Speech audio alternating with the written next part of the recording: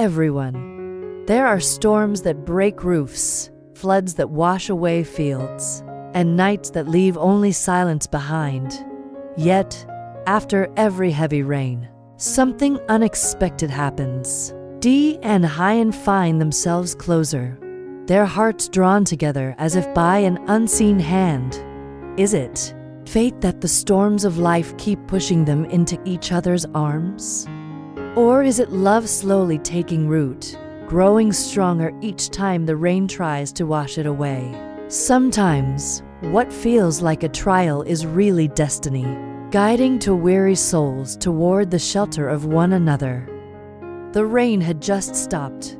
Drops still clung to the bamboo roof, falling one by one like quiet whispers of the storm that had passed. The little house smelled of wet earth and wood smoke, carrying both hardship and hope in the same breath. Huyen sat near the doorway, her hands still trembling after the long night of thunder. Beside her, Maya slept peacefully, her small chest rising and falling as if she knew nothing of the storms outside. For a moment, Huyen closed her eyes, thankful that her daughter had been spared the fear she herself carried deep within. Then came the sound of footsteps splashing softly in the mud. It was Dee, carrying a bundle of firewood on his shoulder, his shirt soaked, his hair dripping with rainwater. His face was tired, but his eyes gentle, steady met Huyen's, and her heart tightened. "Are you all right?" Dee asked, quietly. Huyen nodded, though she wanted to say more. She wanted to tell him how his presence was the only anchor she had during the long storm. She wanted to admit how, when the roof shook in the wind, she had prayed not just for safety, but that he would return to them. As the days went on, every heavy rain seemed to draw them closer. When the roof leaked, Dee patched it with bamboo and taro leaves.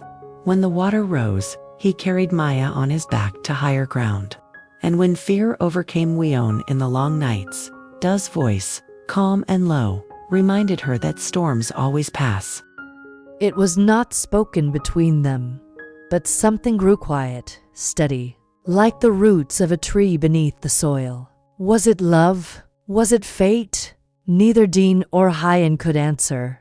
But each time the rain came, each time they stood together against it, the bond deepened. And so, in that small house of mud walls and bamboo roof, surrounded by storms, a different kind of shelter was being built, one that no rain could wash away. The following days after the storm, life slowly returned to rhythm. Da and Huyen worked side by side to repair what the rain had damaged. Da carried bamboo poles on his shoulder, his clothes soaked with sweat, while Huyen tied ropes with steady hands. They laughed at small mistakes, like when Da slipped and nearly fell into the mud. And Maya clapped her hands in delight, shouting, "Uncle Da is so funny." In the evenings, when the sky cleared and the stars stretched across the horizon, Dee would sit outside, whittling small toys for Maya, while Huyen prepared tea. Their conversations grew longer, moving from simple talks about farming to quiet confessions about their fears and dreams. One night, as the crickets sang, Maya lay asleep on a bamboo mat, her tiny chest rising and falling in peace.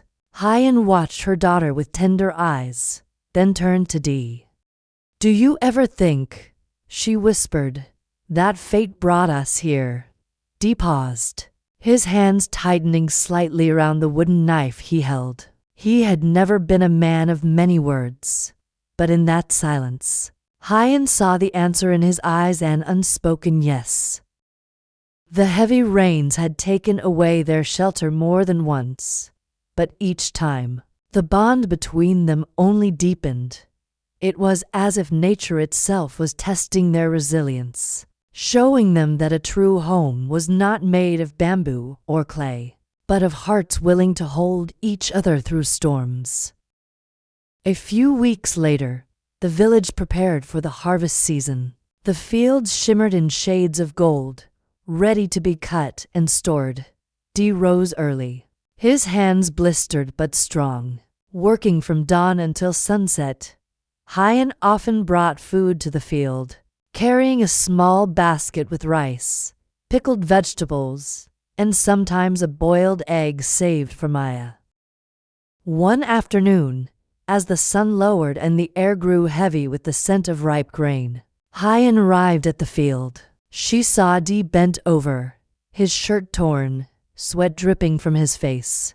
Without thinking, she stepped forward and wiped his forehead with her sleeve. For a moment, time seemed to pause. Dee looked at her tired, grateful, and almost vulnerable. "You don't need to do this," Dee murmured, his voice low. "And you don't need to carry everything alone," Huyen replied softly. Her words lingered in the air, heavier than the storm clouds that once loomed above them. That night, when they returned home, Maya danced around the courtyard with her wooden toy, laughing. "Mama, Uncle Dee made a bird for me," she shouted proudly. Huyen smiled, watching Dee fix a broken roof tile under the lantern light. The bond between them was no longer hidden, it was there in the way. Huyen prepared an extra bowl of rice without asking. In the way Dee made sure the path to their house was safe after the rain.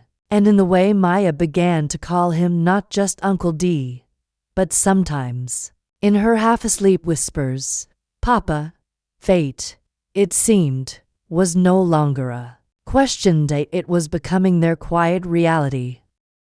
The days of harvest passed, and soon the fields were empty, leaving behind the faint smell of straw. Life in the small house grew warmer and steadier. Every evening, Huyen and Dee would sit by the fire while Maya played with Baby the dog, her laughter filling the quiet nights. Yet, as peace settled in, shadows from the past slowly crept back. One morning, while Huyen was washing clothes by the stream, she noticed a stranger passing by. He asked about the village, his eyes sharp and searching. Her heart trembled. What if someone had come looking for her? When she returned home, she found Dee fixing the fence. She wanted to speak, but the words stuck in her throat. Sensing her unease, Dee put down his tools and gently asked, "What's troubling you, Huyen?" Her eyes lowered. "Sometimes I'm afraid that my past will find me again, that it will take away everything Maya and I have now, everything we've built with you." Dee's gaze was steady, his voice firm. "Then let it come. As long as I am here, no one will harm you or Maya. You don't have to run anymore." For the first time in years, Huyen felt her fear loosen. She looked at Dee, this man who had carried her through storms, rebuilt their home, and guarded her fragile heart with quiet strength. Perhaps fate was not just about the storms that brought them closer, but also about the courage to stand together when the past returned. That night, as the rain fell again, Huyen sat by the window and whispered to herself, "Maybe it truly is fate, that after every heavy rain, I find myself closer to him." The morning after the rain, sunlight broke through the clouds, glistening on the wet leaves. Maya ran outside barefoot, chasing after butterflies, her laughter echoing in the yard. Huyen stood by the doorway, watching her daughter with a smile. But when she turned, she saw Dee carrying a bundle of firewood, his shirt damp with sweat, his movements steady and strong. In that simple moment, her heart stirred. How many times had he carried more than just wood? He had carried her worries, her fears, and even her silence.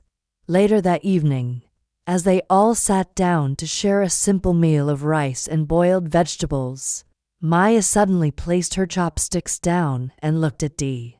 Her little eyes shone with innocence as she asked, "Uncle Dee, can I call you Papa?"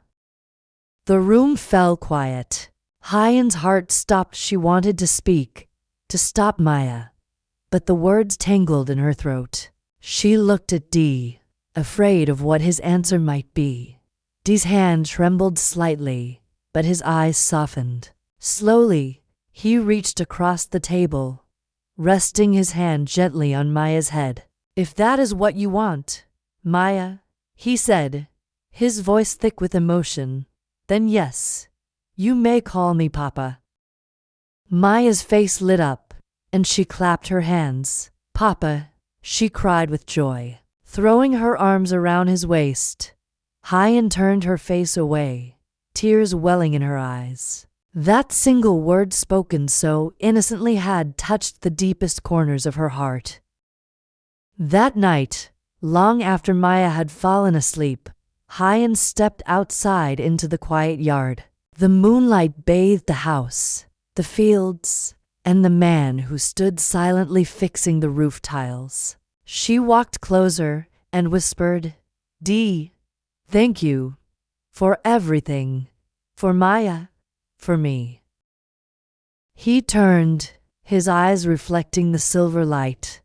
"Huyen," he said softly, after every heavy rain, "I prayed for something to hold onto.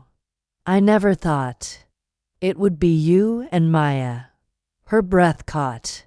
In that moment, she realized the truth. Fate had not only brought them together but was slowly binding their lives as one. Life often tests us with storms. Some are made of wind and rain, others are made of pain, fear, and uncertainty. What we choose to do in those storms reveals who we truly are. In the story of Dee, Huyen, and little Maya, we learn that love is not built from grand gestures, but from the quiet sacrifices and steady presence of those who stay when life is hardest. Dee did not promise wealth or ease, but he offered his strength, his patience, and his heart. Huyen, though broken by the past, found courage in kindness and trust. And Maya, with her innocent love, reminded them both that family is not only about blood, but about the bonds we nurture with care. The greatest lesson here is that a collapsed roof or a flooded yard cannot destroy a home. When love stands firm inside, a true home is not measured by its walls, but by the hands that hold each other when everything else falls apart.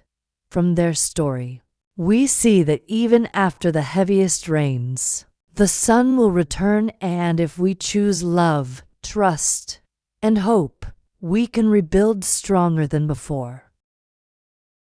The morning after the storm, the air was fresh, carrying the scent of wet earth and blooming grass. Dee rose early, his body still aching from the long night, but his heart lighter knowing that Huyen and Maya were safe. He stepped outside to check the roof, only to find Huyen already there, holding a bamboo pole, trying to tie back the loosened tiles. "Careful, Huyen," Dee called softly, rushing to take the pole from her hands. She smiled faintly, her hair still damp from the night before. "I can help too, Dee. I don't want you to carry everything alone." Her words touched him more deeply than she could imagine. For so long, Dee had lived as if strength meant bearing everything in silence. But here, standing beside him, Huyen was showing him another truth. Strength could also mean sharing, trusting, and building together. Maya came running barefoot through the wet grass, holding a tiny basket of guavas she had picked. "Uncle Dee, Mom, let's eat together before we fix the roof," she chirped. Her laughter rang like a bell in the quiet yard, chasing away the heaviness of the storm. Dee and Huyen looked at each other, and in that glance was something unspoken: gratitude, tenderness, and perhaps the beginning of love. For the first time, Dee wondered if the storm had not only shaken their home but also gently pushed their hearts closer together.